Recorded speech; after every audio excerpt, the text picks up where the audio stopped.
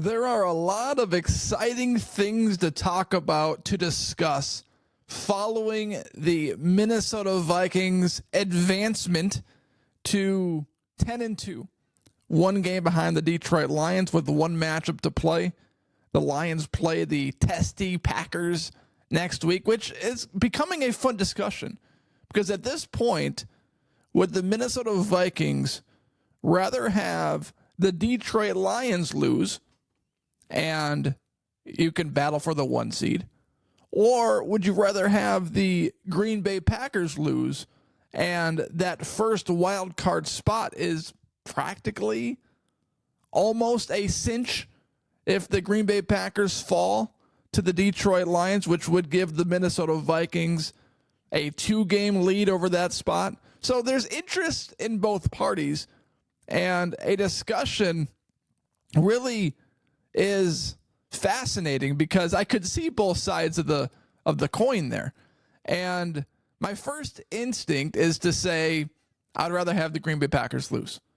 I would rather go on the road, face a team that's not quite as good as the Green Bay Packers would face for that first playoff game. Because what is the likelihood that the Detroit Lions would fall to the Minnesota Vikings at home in the final week of the season? I think that's ultimately what the answer has to boil down to. Do you think the Detroit Lions would lose versus the Minnesota Vikings on the final week of the season? Because that's ultimately going to determine the tiebreaker if they do lose to the Green Bay Packers at home on Thursday Night Football. But at the same time, the Buffalo Bills also face the Detroit Lions the following week. And then the Lions go at Chicago, which they almost lost on Thanksgiving. But because of the worst clock management error I think I've ever witnessed during the course of an NFL game, that game did not go to overtime. And then they go at San Fran, and they're falling apart. So that's likely a win. So you go back and forth. But I think I hold on to my original opinion that it would be in the Minnesota Vikings' best interest if the Green Bay Packers lose to the Detroit Lions and the Vikings are almost guaranteed that top wild card spot, which means they would go on the road and face a team not as strong as the Packers would face in that opening playoff game. So let's dive into some more topics today because there's some more things that I want to discuss. And the conversation I still cannot get off of how amazing Sam Darnold has been down the stretch this year. Because if he was any other quarterback in the league, he would be getting so much more national attention, so much more credit. You know, Mahomes wipes his butt and everyone's talking about how amazing of a clean wipe that was. Oh, did you see that play? Did you see how cleanly he got that off his butt crack? And Sam Darnold, who's been clutch in so many games this year, has a poor reputation of going to the Jets, Panthers, 49ers, now with the Vikings. He has 23 touchdowns, 10 picks, far better than Kirk Cousins this season. Like, not even close. For the amount of money Sam Darnold is being paid, a 1-year, $10 million contract, to the amount of money Kirk Cousins is being paid, without even factoring the contract situation, Darnold is outplaying Cousins. And then when you factor in the contract situation, Sam Darnold blows Kirk Cousins out of the water. And if the Atlanta Falcons were not playing the Minnesota Vikings this week, I would bet that they would be moving on to Michael Penix Jr. Because could you imagine the PR nightmare that it would cause for Kirk Cousins not to play against his former team? That's the headlines. Those are the stories. He wants to go up against his former team. Of course, this and this and this. But if they weren't playing the Vikings, there's probably a good chance Michael Penix Jr. would be starting that game against any other team in the NFL.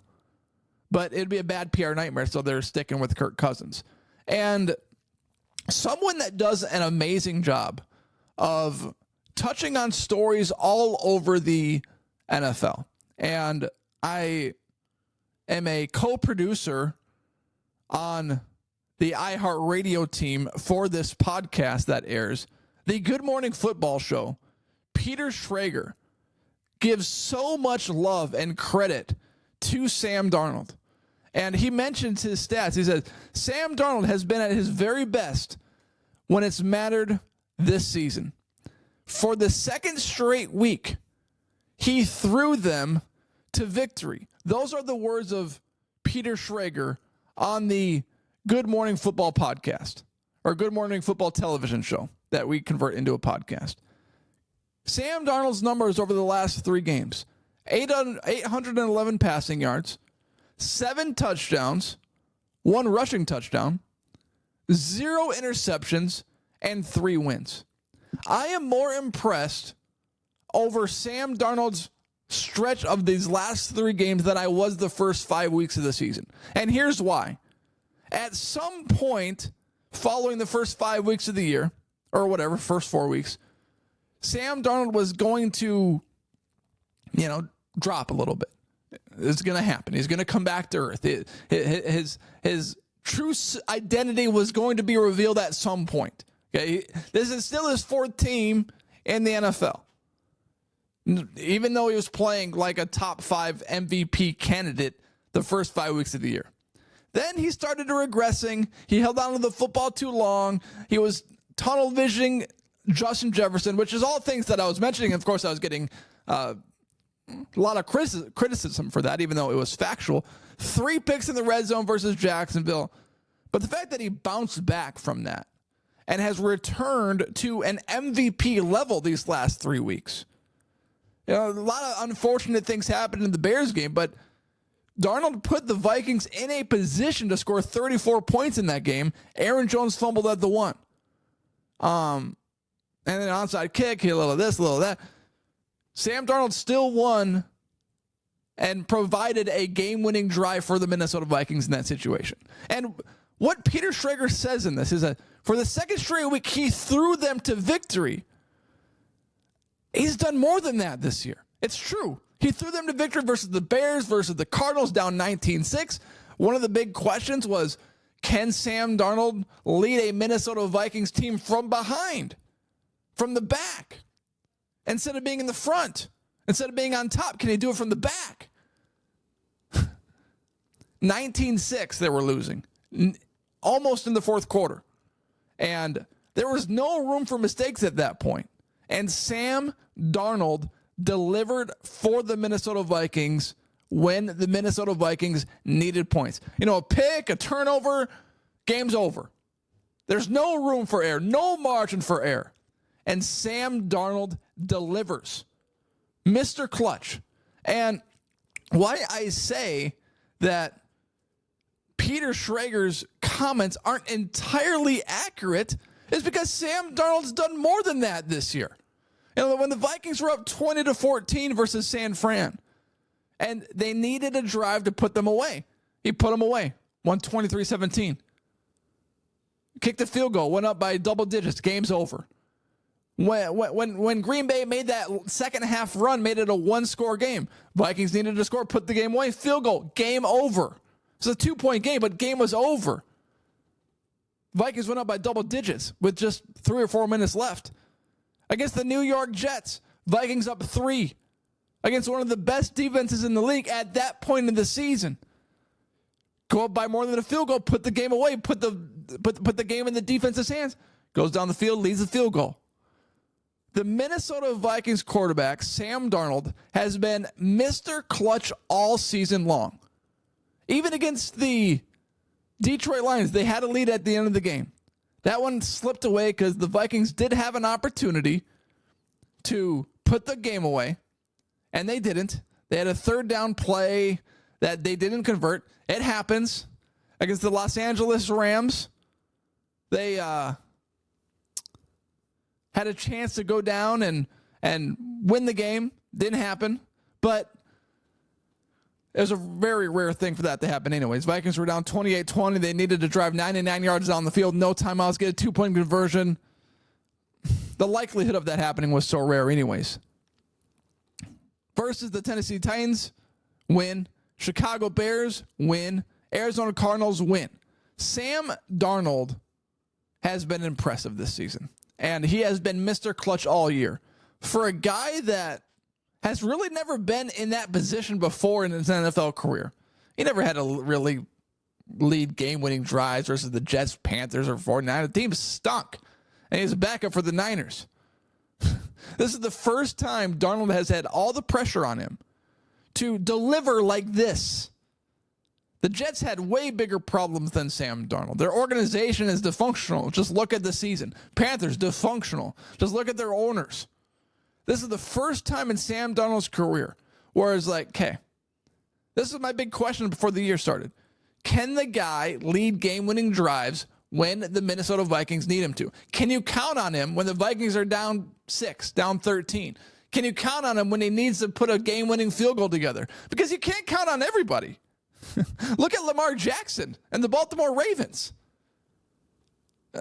They're not dependable. They lost to the Eagles. They lose to the Steelers. They're 8-5. Everyone talks about Lamar Jackson MVP. Oh, it's clear. It's easy. They're an 8-5 football team. Everyone just labels them as a tier 1 Super Bowl contender because of Lamar Jackson and Derrick Henry. Oh, they're an unstoppable force offensively. They're 8-5. Winning games is not easy in the NFL. Being clutch is not easy to do in the NFL. And here's Sam Darnold, 10-2, Minnesota Vikings. Game-winning drive after game-winning drive. Game-sealing drive after game-sealing drive. And he has been clutch. Clutch for the Minnesota Vikings this year. And I just want him to get the respect that he deserves. And this offseason, he will. And some people are taking the comments following the game against the Arizona Cardinals out of context. He was interviewed by Pam Oliver. Peter Schrager mentioned it on the clip, on the Good Morning Football clip that you can see on their show at Good Morning Football on X. And he said, I love playing in Minnesota. There's no place I'd rather play. Taken out of context. The question was, how do you like playing at US Bank Stadium? And what does every single player say in the NFL? They say, I love playing here. There's no place I'd rather play. That's the script. That's the playbook on every single one of those answers. Every single one of those questions that gets asked to a player like that. That's always the script. Oh, there's no place I'd rather play. The fans, the organization. What are you going to say? Oh, yeah, I really wish I was at the San Francisco 49ers. The organization and the fan base was incredible. No. That might be like the dumbest question ever. So what do you think about the fans? Oh, yeah, they sucked. Well, they're booing us at halftime. Good golly, like these fans are terrible. What? They would never, ever, ever, ever say anything like that in their entire lives. Even Anthony Edwards, Mr. Honest, who can't shut his mouth and give vanilla answers, which is actually entertaining, would never say something like that. So, I don't know. It's just a useless question. One more thing that I wanted to touch on before this podcast wraps up is that the Minnesota Vikings made a season change, mid-season change, and substituted Dalton Risner for Ed Ingram. Ingram was struggling for a majority of the season and needed to be replaced. I had Dalton Risner on my podcast this past offseason, and you can check it out on YouTube. It's got like 7,200 listens, watches, something like that. And I asked him, I was like, well, what's your mindset going into the season as the backup? And he's like, well, I'm just there to learn, just get each other better. I'll do whatever the team needs me to do. And I responded to him, like, you're going to take over the starting spot for Blake Brandel or Ed Ingram. Like, there's no way you're riding the bench the entire year, especially after last year's performance where you gave up 0 sacks. It's going to happen. Just give it time. And, of course, midseason, Reisner gets healthy following a back issue. Ed Ingram gets benched. And then Dalton Risner puts together a sensational blocking performance versus the Arizona Cardinals. And this comes from our friends at the Purple Persuasion. They shared this, their PFF grade. Dalton Risner had an 88 block grade versus the Cardinals, according to PFF, the third highest among guards in Week 13. So Dalton Risner put together a sensational blocking performance against the Cardinals. And this goes back to the same thoughts I've had earlier. And everyone talks about the continuity of the offensive line, the chemistry, the togetherness. Can you block? Can you block the person in front of you? And Dalton Risner has the continuity of the offensive line. He was a part of the offensive line last year. So you're coming with this garbage of like, oh yeah, substituting Eddie Ingram is going to really mess things up on the offensive line. What? Huh? This guy was a part of the offensive line last year, a different position, but same offensive line. So I think about what the Vikings did on Sunday. 21 for 31 was Sam Darnold. So they threw the ball 31 times, 235, 2 touchdowns, 0 picks. He got sacked 5 times, but that was not on Dalton Risner. He had one of the best pass blocking grades of the entire season among his position. And you look at the amount of times they rushed the ball. They ran it 15 times. The Minnesota Vikings were a throwing team down double digits late in that game. And Sam Darnold was protected by Dalton Risner and the Minnesota Vikings offensive line. So give credit where credit is due. Dalton Risner has stepped in and he has performed sensationally on the Minnesota Vikings offensive line. And he deserves that role. For some reason, there are so many Ed Ingram defenders out there saying, yeah, he deserves the spot. He should be here. What? Come again? The guy that had one of the worst grades at the offensive line in the first 5 weeks of the year? A guy who was ranked in the bottom 5 out of 76 offensive linemen? I don't get it. I don't get it. And for reference, the Purple Persuasion tweeted this, Vikings guard Ed Ingram has never posted a pass blocking PFF grade of 88 or more in his entire NFL Vikings career. His highest pass blocking grade was 84.5 in Week 15 of 2023 against the Bengals. So Dalton Risner steps in, dominates his role, and the Minnesota Vikings are rolling at 10-2. Thank you for making this show a part of your day, and thank you for going on this journey with me. Everyone, have a great day.